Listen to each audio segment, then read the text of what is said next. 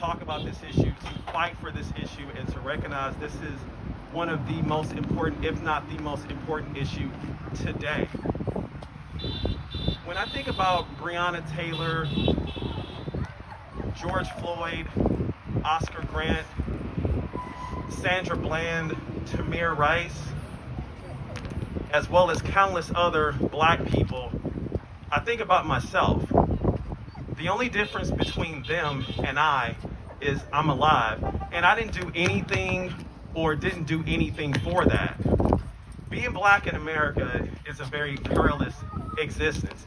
It's like a flip of a coin if you come across contact with the police. Either you can live or die. It's that serious.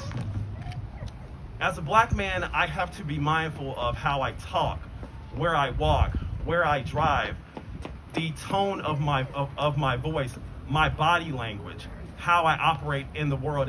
It's a consistent self-policing life. Because I know that as a man, look, I'm 6'2", I have broad shoulders, I'm very dark, and I know that if I say the wrong thing or move my body the wrong way, that could be my life. Someone could get scared, call the police. I don't have to commit a crime to be convicted of a crime. That's what black life is today. So I'm gonna be honest.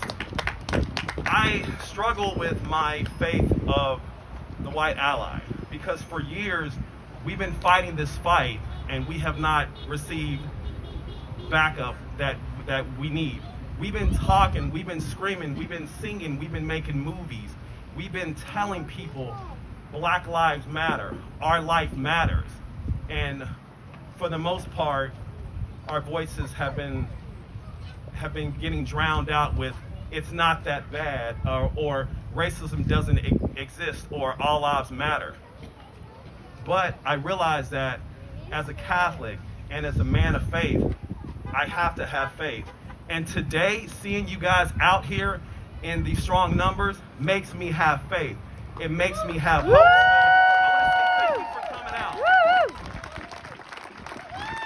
One of my favorite authors, the great Studs Terkel, once said, "Hope dies last."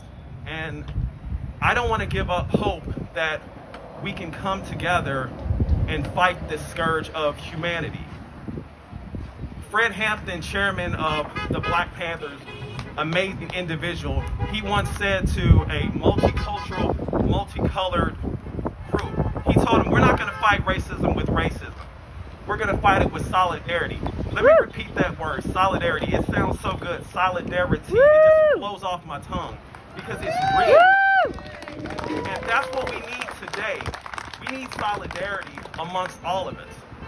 So I'm going to close with my hero, El Hajj Malik El Shabazz, otherwise known as the great Malcolm X. He once said, we're living in a time of extremism, a time of terror, where we need to all come together, and may we, the next time we meet, may we all meet in the light of understanding. My name is LaRon Barton. Thank you so much.